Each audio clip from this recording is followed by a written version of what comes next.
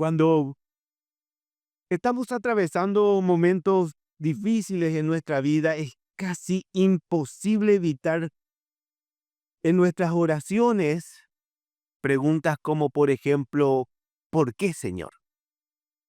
¿Hasta cuándo, Señor?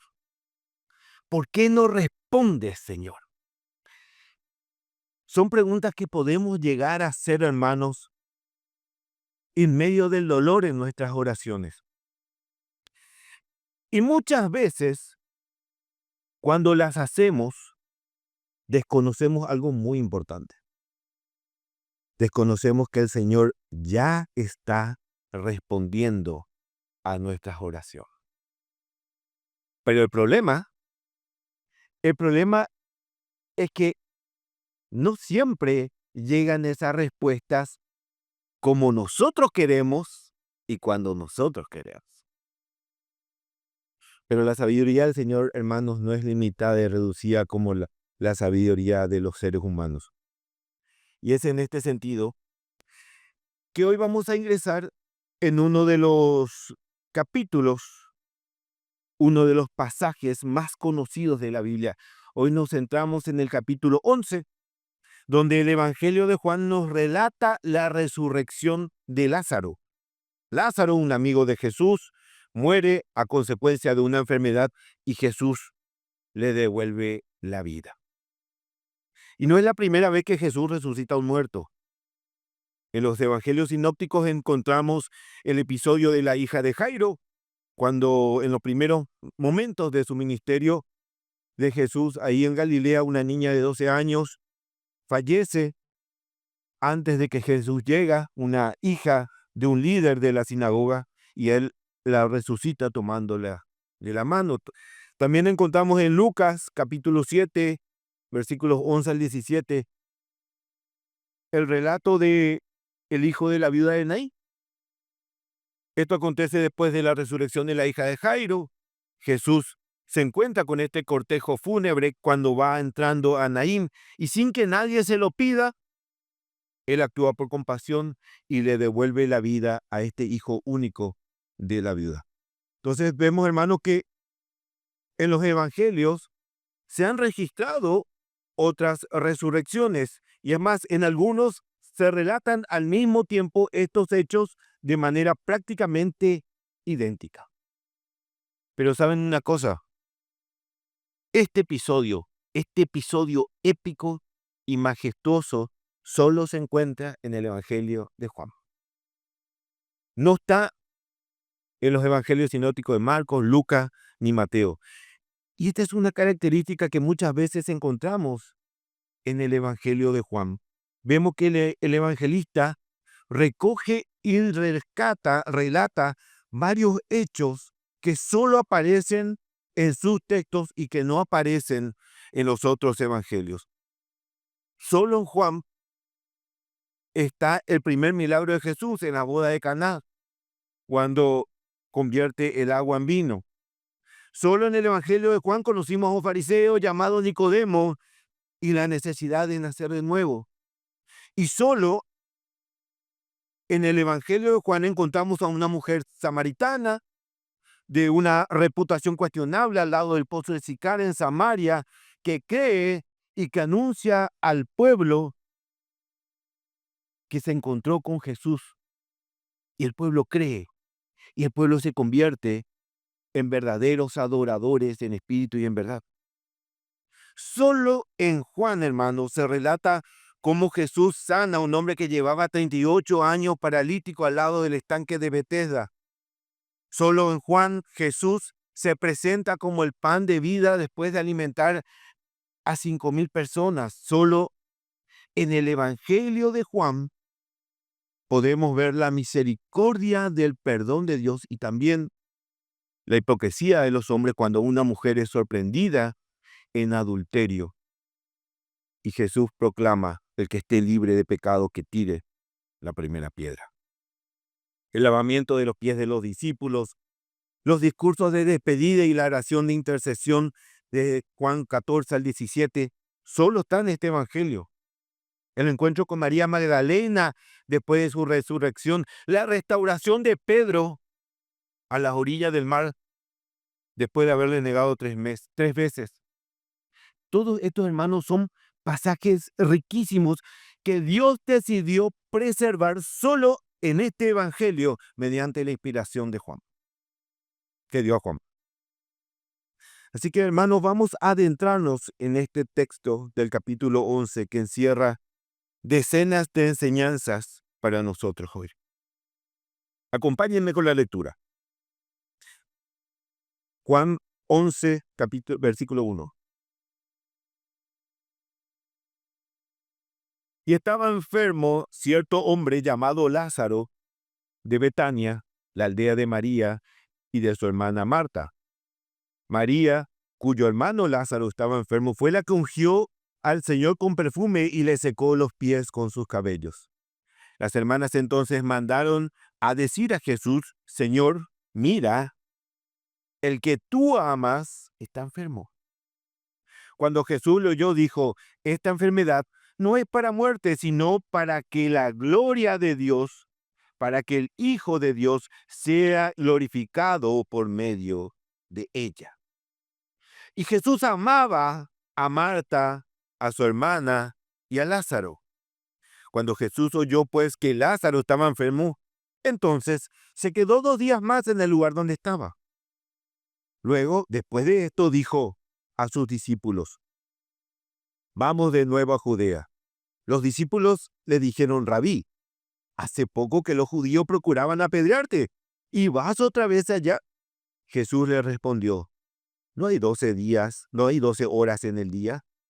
Si alguno anda de día, no tropieza porque ve la luz de este mundo. Pero si alguno anda de noche, tropieza porque la luz no está en él. Dijo esto, y después de esto, añadió: nuestro amigo Lázaro se ha dormido, pero voy a despertarlo. Señor, dijeron los discípulos, si se ha dormido, se recuperará. Pero Jesús había hablado de la muerte de Lázaro, mas ellos creyeron que hablaba literalmente del sueño. Entonces Jesús por eso les dijo claramente: Lázaro ha muerto. Y por causa de vosotros me alegro de no haber estado allí para que creáis. Pero vamos a donde él está. Tomás, llamado el Dídimo, dijo entonces a sus condiscípulos: vamos nosotros también para morir con él. Llegó pues Jesús y halló que ya hacía 4 días que estaba en el sepulcro. Betania estaba cerca de Jerusalén, como a 3 kilómetros, y muchos de los judíos habían venido a casa de Marta y de María para consolarlas por la muerte de su hermano. Entonces Marta, cuando oyó que Jesús venía, fue a su encuentro, pero María se quedó en casa. Y Marta dijo a Jesús: Señor, si hubieras estado aquí, mi hermano no habría muerto. Aún ahora yo sé que todo lo que pidas a Dios, te lo concederá. Jesús le dijo: tu hermano resucitará.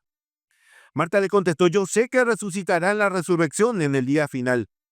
Y Jesús le dijo: yo soy la resurrección y la vida. El que cree en mí, aunque muera, vivirá. Y todo el que vive y cree en mí no morirá jamás. ¿Crees esto? ¿Crees esto? Ella le dijo: sí, Señor.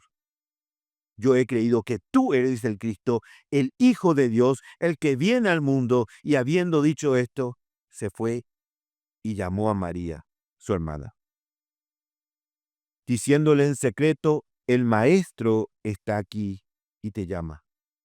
Tan pronto como ella lo oyó, se levantó rápidamente y fue hacia él. Pues Jesús aún no había entrado en la aldea, sino que todavía estaba en el lugar donde Marta le había encontrado. Entonces los judíos que estaban con ella en la casa consolándola, cuando vieron que María se levantó deprisa y salió, la siguieron, suponiendo que iba al sepulcro al llorar ahí. Cuando María llegó a donde estaba Jesús, al verle, se arrojó entonces a sus pies diciéndole: Señor, si hubieras estado aquí, mi hermano no habría muerto. Y cuando Jesús la vio llorando y los judíos que vinieron con ella llorando también, se conmovió profundamente en el espíritu y se entristeció. Y dijo, ¿dónde le pusisteis? Le dijeron, ven, Señor, y ve. Versículo 35. Jesús lloró. Por eso los judíos decían, mirad cómo le amaba. Pero algunos de ellos dijeron, ¿no podía este que abrió los ojos del ciego haber evitado también que Lázaro muriera? Entonces Jesús, de nuevo profundamente conmovido en su interior, fue al sepulcro. Era una cueva y tenía una piedra puesta sobre ella. Jesús dijo, quitad la piedra. Y Marta, hermana del que había muerto, le dijo, Señor, ya hiede, porque hace 4 días que murió. Entonces Jesús le dijo, ¿no te dije que si crees, verás la gloria de Dios? Entonces quitaron la piedra. Jesús alzó los ojos a lo alto y dijo, Padre, te doy gracias porque me has oído. Yo sabía que siempre me oye, pero lo dije por causa de la multitud que me rodea, para que crean que tú me has enviado. Habiendo dicho esto, gritó con voz fuerte, Lázaro, ven fuera. Y el que había muerto salió con los pies y las manos atados con vendas y el rostro envuelto en sudario. Jesús le dijo, desatadlo y dejadlo ir. Amén. Esta es la palabra del Señor. En este pasaje, hermanos, del capítulo 11 del Evangelio de Juan, ya estamos entrando en los últimos días del ministerio terrenal de Jesús, solo a 1 o 2 semanas de su pasión. Y en este último periodo de su vida terrenal, Jesús va y viene de seguido a Betania, ya que el texto de Juan nos relata que estaba a unos 3 kilómetros aproximadamente de Jerusalén. Posiblemente Jesús iba al templo de día y al llegar la noche retornaba a Betania y muy posiblemente a la casa de Lázaro, Marta y de María. Pero siguiendo nuestro texto, cuando llegan los mensajeros a Jesús para informarle sobre la enfermedad de Lázaro, Jesús estaba más lejos, estaba en el mismo lugar donde Juan el Bautista predicaba y bautizaba durante su ministerio. Y esto lo sabemos por lo que relata el Evangelio de Juan antes de cerrar el capítulo anterior en el versículo 40, Juan 10:40. Se fue de nuevo al otro lado del Jordán, al lugar donde primero había estado bautizando Juan, y se quedó allí. Los judíos habían intentado matar a pedradas a Jesús por proclamar la unidad del Padre, por manifestar que Él era el Hijo de Dios, y sale de allí y se retira a este lugar donde lo encuentran los mensajeros y le informan que Lázaro, a quien amaba, estaba enfermo. Este lugar se encuentra más o menos a 30 o 40 kilómetros de Betania. Y estos mensajeros, hermanos, cuando llegan tienen una actitud muy particular. Fíjense que no le hacen un pedido concreto. Cuando estos mensajeros llegan, no es que le dicen, Jesús, acompáñanos de vuelta a Betania para sanar a Lázaro antes que muera. No, solo le informan que su amigo estaba enfermo. Solo eso. Y aunque solo le comunican lo que está sucediendo, esta noticia implica en sí misma un pedido. Hay que hacer algo. Hay que hacer algo. Es como cuando tu hijo te dice, tengo hambre. No hay un pedido específico, no hay un pedido concreto, pero esa información me tiene que motivar a proporcionar una solución. Mi hijo tiene hambre. Hay que darle de comer a este chico. ¿Y qué hizo Jesús cuando se enteró de la enfermedad de Lázaro? ¿Salió corriendo? ¿Dio una orden para que Lázaro sea sanado a la distancia como hizo con el hijo del oficial del rey? ¿Se acuerdan? Ve, tu hijo vive. No, hermanos. El relato de Juan nos dice que su reacción fue quedarse allí 2 días más. Versículo 6. Cuando oyó, pues, que Lázaro estaba enfermo, entonces se quedó 2 días más en el lugar donde estaba. Su respuesta no fue inmediata. Y Juan deja constancia a propósito de esto. ¿Saben por qué? Porque lo hace intencionalmente.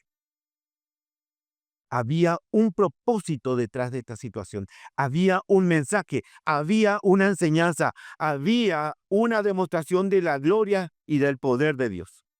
Y esto lo sabemos porque el mismo Jesús lo declaró apenas recibía a los mensajeros. Versículo 4. Cuando Jesús lo oyó, dijo, esta enfermedad no es para muerte, sino para la gloria de Dios, para que el Hijo de Dios sea glorificado por medio de ella. Él está anunciando que esta situación estaba diseñada, planeada y ejecutada para la gloria de Dios. Jesús fue claro, hermanos, desde el comienzo. Acá no había misterio. Pero para los discípulos, para aquellos discípulos que estaban con Jesús y para los mensajeros que llegaron junto a él en ese momento, había un plan que ellos todavía no sabían que estaba en plena ejecución. Para cuando llegan los mensajeros junto a Jesús, Lázaro ya está muerto. Para cuando los mensajeros llegan junto a Jesús, Lázaro ya había muerto. Porque fíjense, cuando Jesús retorna, Marta le dice que ya llevaba 4 días muerto. Es más, el texto lo señala en 2 oportunidades. Si se cuenta el tiempo de viaje de los mensajeros para llegar a Jesús, aproximadamente un día, más los 2 días que se quedó Jesús esperando, más el viaje de retorno a Betania, son 4 días, que coincide con el tiempo que Lázaro ya estaba muerto.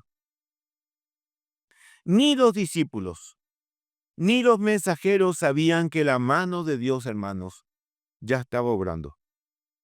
Ellos daban a Lázaro por enfermo, pero vivo. No sabían que había un plan de Dios en marcha. Y en el otro extremo del pasaje, en Betania, a unos 30 kilómetros de donde estaba Jesús, donde estaban aquellos que sí sabían que Lázaro había muerto, donde estaban las hermanas de Jesús, ellos tampoco sabían que había un plan de Dios en marcha. Las hermanas de Lázaro, al verlo morir, pensaban que esta batalla ya se había perdido. Lázaro había muerto, ya no hay vuelta atrás. Ellas habían avisado a Jesús, pero Jesús no llegó a tiempo. O por lo menos no al tiempo que ellas pensaban sea el adecuado. Pero saben, hermanos, ¿quién sí sabía que había un majestuoso plan en marcha? Nuestro Señor Jesús, nuestro Salvador. Él tiene el control de todo. Nadie, hermanos, nadie aún podía ver este plan. Nadie podía ver esta respuesta de Dios en marcha. Ninguno, ni los discípulos, ni los mensajeros, ni las hermanas de Lázaro, nadie.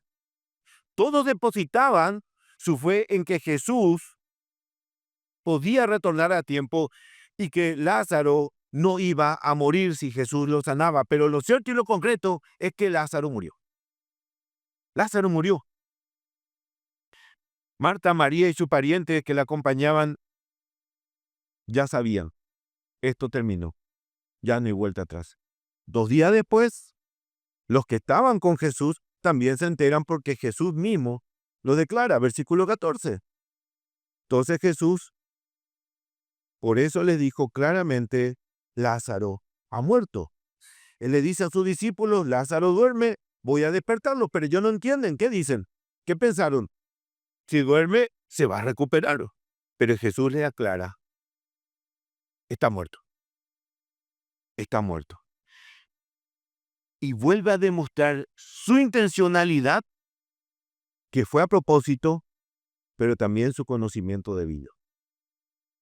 Juan escribe esto, hermanos, dejando por sentado que cada paso de este episodio fue con un propósito claro.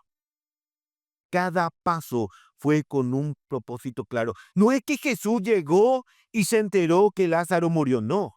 Él sabía que estaba muerto. Él sabía que iba a morir y él sabía que lo iba a resucitar. ¿Por qué? Porque él tiene el control de todo. Él tiene el control de todo. Versículo 15.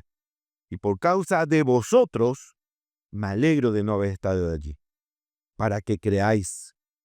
Pero vamos a donde Él está. Jesús, hermanos, permitió que esto acontezca adrede, a propósito. ¿Por qué? Sino para que la gloria de Dios, para que el Hijo de Dios sea glorificado por medio de ella. Dios estaba a punto de mostrar su gloria en medio del dolor. Y acá podemos tener sentimientos encontrados, hermanos. Porque el versículo 5 dice, y Jesús amaba a Marta, a su hermana y a Lázaro. Pero inmediatamente después, en el versículo 6 dice que cuando oyó pues que Lázaro estaba enfermo, entonces se quedó 2 días más en el lugar donde estaba. Si miramos este texto desde una perspectiva netamente humanista, podemos decir, se quedó porque no le daba importancia a la enfermedad de su amigo. ¿No se dio cuenta de la gravedad o no le importaba a su amigo? Pero el texto nos dice claramente que él amaba a estos hermanos. Otros quizá pueden llegar a decir, si se quedó a propósito, que poco amor por parte de Jesús. Tenía la capacidad de evitar que esto acontezca, pero no lo hizo. Es más, es algo que le reprochan los que estaban en el lugar de luto. ¿Qué le dijeron? Versículo 37. ¿No podía este que abrió los ojos del ciego haber evitado que también Lázaro muriera? Spurgeon dice con respecto a este versículo, supongamos que Jesús está dispuesto a abrir los ojos del ciego. Si los abre, ¿está obligado, por tanto, a resucitar a este hombre muerto en particular? Si no lo considera apropiado, ¿prueba esto que no tiene poder? Si deja morir a Lázaro, ¿se ha probado entonces que no puede salvar su vida? ¿No puede haber otra razón? ¿Acaso el Omnipotente siempre ejerce su poder? ¿Alguna vez ejerce todo su poder? Este es el planteamiento de Spurgeon. Lo que pasa, hermanos, es que la mente limitada del hombre siempre saca deducciones apresuradas y erradas. Siempre. Pero los pensamientos de Dios, hermanos, no son como los pensamientos del hombre limitados y terrenales. No, hermanos. Es más, Marta y María también hacen sus respectivos reclamos. ¿Qué dice el versículo 21? Y Marta dijo a Jesús, Señor, si hubieras estado aquí, mi hermano no habría muerto. Y en el versículo 32, María, ¿qué dice? Cuando María llegó donde estaba Jesús, al verle, se arrojó entonces a sus pies diciéndole, Señor, si hubieras estado aquí, mi hermano no habría muerto. Algunos teólogos sostienen que estas palabras de las hermanas no eran un reproche, sino una declaración de confianza que tenían en Jesús. Ellas confiaban en que Jesús, siendo el Hijo de Dios, tenía el poder para sanar a Lázaro, evitar que muera, devolverle la salud, pero como no llegó a tiempo, bueno, falleció. Otros teólogos sostienen que sí se trataba de un reclamo, casi como un recitado. Si hubieras estado acá, no habría muerto. Si hubieras respondido a tiempo, pero te quedaste 2 días más. Y yo creo, hermano, que hay un poco de las dos opciones. Esta expresión revela que ellas confiaban plenamente que Jesús era el Hijo de Dios y que tenía el poder de sanar, pero estaban dolidas porque no lo pudo hacer al llegar 4 días tarde. Aún así, Marta proclama: yo he creído que tú eres el Cristo, el Hijo de Dios, el que viene al mundo. Pese al dolor, hermanos, ella mantiene su fe. Y María también. Cuando viene a Jesús, mantiene también firme su fe. Cuando se entera que viene Jesús, sale corriendo a su encuentro y se tira a sus pies. En medio del dolor, hermanos, busca a Jesús.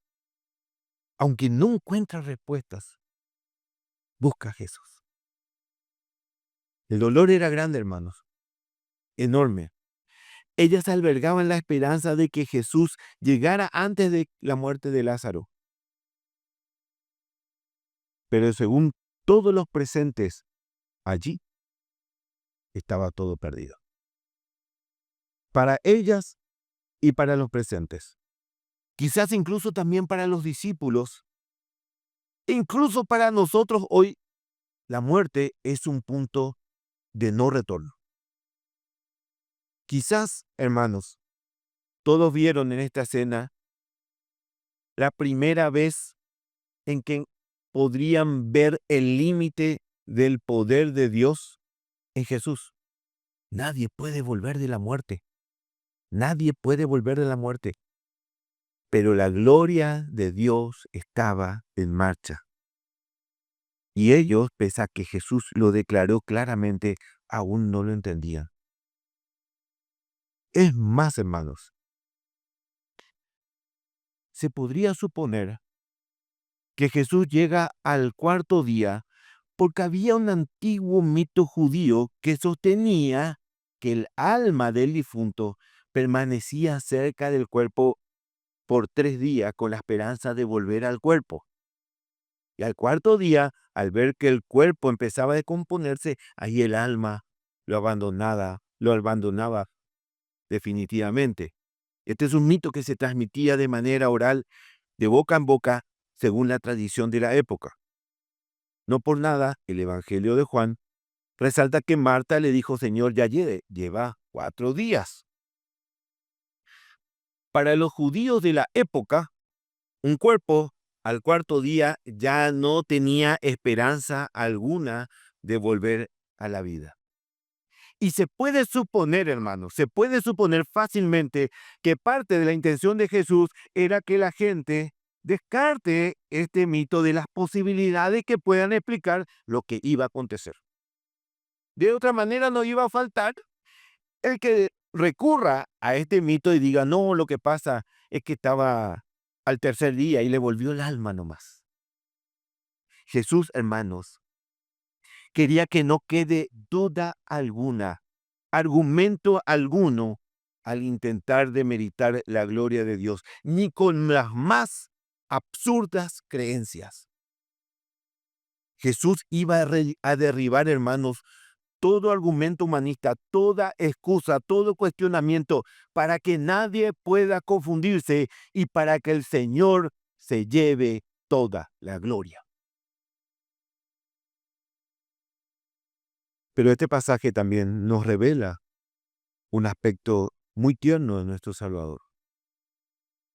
En medio de ese dolor, de todo ese llanto, podemos ver cómo nuestro Salvador se conmueve. Y leemos el versículo más corto de las Santas Escrituras, en el versículo 35. Jesús lloró. Jesús lloró. Y dice el texto que, conmovido, pide que retiren la piedra. Jesús, hermanos, estaba por mostrar a propios y extraños la gloria de Dios.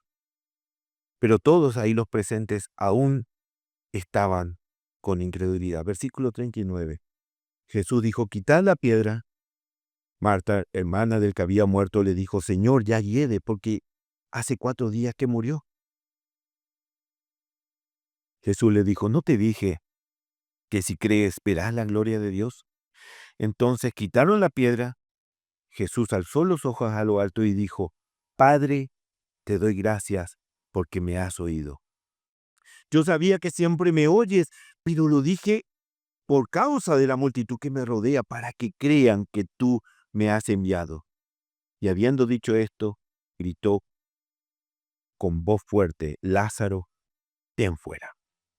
Y aquel que había muerto salió, los pies y las manos atados con vendas y el rostro envuelto en el sudario, y Jesús dijo, desatadlo y dejadlo ir. Creo que esta es una de las oraciones más claras y contundentes del Señor. Yo te doy gracias porque me oís, y yo sé que siempre me oís, pero esto lo digo no por mí, sino por todos los que están acá, para que todos me escuchen, para que todos los que me rodean oigan que esto que va a acontecer viene de ti por pedido de mí, para que crean que tú me has enviado. Y el muerto resucitó. El Hijo del Hombre, mostrando su poder y autoridad sobre la vida, pero también sobre la muerte. El poder de Dios, hermanos, en el Hijo, porque el Hijo y el Padre son uno, y el Padre glorifica al Hijo, y el Hijo glorifica al Padre. Hermanos, no hay nada en este mundo ni en el universo entero que no se someta a la autoridad del Hijo. Y es en este momento en donde todos los presentes, Marta, María, los judíos, los mensajeros, los discípulos, es ahí donde recién, por un lado, pueden ver el poder ilimitado de nuestro Señor, pero también pueden entender que había un majestuoso plan en marcha para responder el clamor de esas peticiones. Y ellos no lo sabían. Pero por otro lado, también quedan claro que esa difícil y dolorosa situación, que no tenía solución aparente, hermanos, era para la gloria de Dios, para que el Hijo de Dios sea glorificado en medio de ella.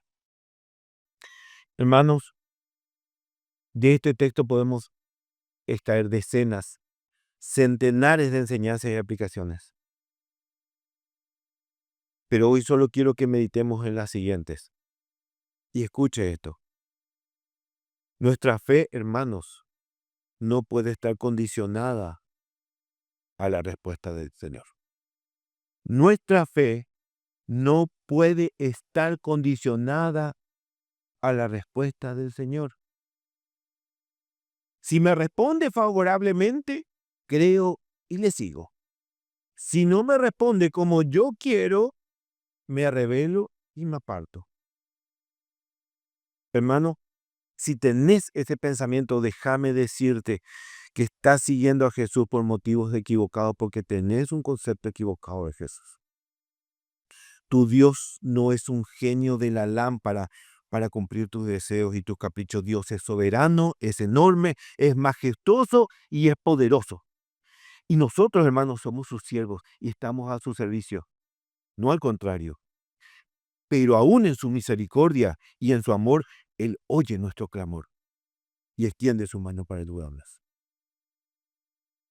Vimos en las hermanas de Lázaro que pese al dolor, ellas seguían firmes, dependiendo totalmente de Jesús, confiando totalmente en Jesús. Y esa es una enseñanza para nosotros hoy. Nosotros no podemos depender de la respuesta de nuestro Dios para determinar si es que lo vamos a seguir o no. No, hermanos, yo sigo a Jesús aún cuando esté en valle de sombra y de muerte. Yo sigo a Jesús aún en las persecuciones. Yo sigo a Jesús aun cuando todo se derrumbe a mi alrededor, porque estoy convencido de que ni la muerte, ni la vida, ni los ángeles, ni los principados, hermanos, ni lo presente, ni lo porvenir, ni los poderes, ni lo alto, ni lo profundo, ni ninguna otra cosa creada, hermanos, nos va a poder separar del amor de Dios que es en Cristo Jesús, nuestro Señor. Porque mi fe reposa en Él, no en la manera que Él responde. Como dijo el profeta Habacuc en el capítulo 3, versículos 17 y 18. Aunque la higuera no florezca, ni en las vides haya fruto, aunque falte el producto del olivo y los labrados no den mantenimiento, y las ovejas sean quitadas de la majada, y no haya vaca en los corrales, con todo yo me alegraré en Jehová y me gozaré en el Dios de mi salvación. Ese tiene que ser siempre nuestro pensamiento. Y esto nos lleva a la segunda enseñanza que podemos extraer de este pasaje. Dios siempre responde, hermanos. Dios siempre responde, pero no siempre nos gusta como responde. Dios siempre responde, pero no siempre nos gusta como responde. Aún el silencio de Dios es una respuesta perfecta, porque la sabiduría del hombre, hermano, jamás va a poder compararse con la sabiduría de nuestro Creador. Y a veces no podemos entender por qué demora su respuesta, por qué se queda 2 días esperando cuando Lázaro agoniza. Pero nosotros, hermanos, por fe, tenemos que confiar que el Señor nos ama y que sabe perfectamente lo que nos conviene y que su respuesta siempre llega en tiempo informe. Aunque inicialmente quizás no nos guste la respuesta. A veces queremos que la respuesta del Señor sea inmediata. Es más, a veces hasta nosotros proponemos la respuesta. Señor, saname, quiero así, quiero asá, quiero esto, esto no quiero. Señor, necesito esto. Señor, quiero. Hace así. Nosotros proponemos la respuesta muchas veces. Pero con el Señor no tiene que ser así, hermano. Claro que tenemos que llevar todas nuestras cargas y nuestras angustias, nuestros problemas en oración delante de Él. Eso es indiscutible, hermanos. Pero Señor, que se haga tu voluntad. Señor, que se haga tu voluntad. Señor, esto me atribula, pero Señor, que se haga tu voluntad. Señor, tu amigo Lázaro, quien tú amas, está enfermo. Pero tú sabes, Señor, lo que es mejor. Si venir pronto o esperar 2 días, que se haga tu voluntad. Isaías, en el capítulo 55, en los versículos 8 y 9, dice, porque mis pensamientos no son vuestros pensamientos, ni vuestros caminos mis caminos, dijo Jehová.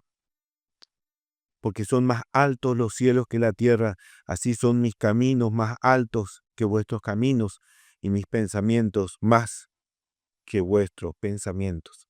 El Señor sabe mucho más que todos los pensamientos de la humanidad juntos. Y Él sabe lo que nos conviene, y Él sabe lo que es perfecto para nosotros.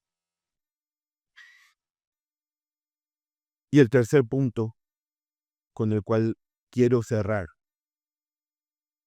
el sermón de hoy es que Dios muestra su gloria aún en medio del dolor. Dios muestra su gloria, hermanos, aún en medio del dolor. Nosotros solemos pensar que Dios muestra su gloria solo en caso de éxitos y de buenaventuranza. Conseguí un trabajo excelente, voy a ganar mucho dinero, hice un buen negocio, mi familia está en paz, mis hijos están sirviendo al Señor. Gloria a Dios, eso es una muestra de la misericordia del Señor. Pero déjeme decirle una cosa, hermanos. Dios también utiliza la aflicción y el dolor para manifestar su gloria en nosotros. Es a través de la prueba, hermanos, del dolor, las tribulaciones, donde somos perfeccionados en paciencia, en humillación, en obediencia al Padre, en dependencia a Él. Es en las pruebas, hermanos, donde nos examinamos y donde entendemos también que Dios está tratando con nosotros, e incluso muchas veces disciplinándonos. Es en medio del dolor donde la gloria de Dios también se está manifestando. Es en medio del luto donde la gloria de Dios también se está manifestando. Y en medio de la aflicción, hermanos, nosotros podemos tener 2 reacciones. Escuche bien. Podemos ir a la presencia de Dios con reproches y con acusaciones, con reclamos. o podemos ir humillados y reconociendo su soberanía, su perfección sobre nosotros. Señor, mostrame lo que debo aprender de esta situación, porque vos tenés el control de todo. De los momentos de alegría, pero también de los momentos de angustia. Señor, y yo reconozco tu inmensa sabiduría. Corregime, discipliname, perfeccioname. Estoy en tus manos, Señor, para que la gloria de Dios, para que el Hijo de Dios sea glorificado por medio de esta situación. ¿Saben? De todo este pasaje, la parte que más tocó mi corazón no es cuando Lázaro resucita, sino el momento en el que en medio del dolor, en medio de ese luto, en medio de esa desesperanza por la partida de un hermano tan querido, es en ese momento cuando el ser humano piensa que todo está perdido, donde Jesús confronta a Marta y le hace una pregunta corta. ¿Qué le dice? Jesús le dijo, yo soy la resurrección y la vida. El que cree en mí, aunque muera, vivirá. Y todo el que vive y cree en mí no morirá jamás. ¿Crees esto? ¿Crees esto? Ella le dijo, sí, Señor, yo he creído que tú eres el Cristo, el Hijo de Dios, el que viene al mundo. ¿Qué oportunidad tuvo Marta para hacer esta declaración pública? Fíjense que Jesús no le pregunta si entiende la pregunta. Le pregunta, ¿crees esto? Porque si crees esto, sabes que Él venció la muerte, que está sentado a la diestra del Padre y que tiene la vida eterna, y que te llamó, y que sos su hijo, que sos su hija, y que nada de lo que acontezca está fuera de su control. Él tiene el control. Y si vos crees esto, reposá en Jesús, hermano, porque Él es el Cristo. Él tiene el control de todo bajo su mano poderosa, y a Él sea la gloria por sí. Amén. Pongámonos en pie.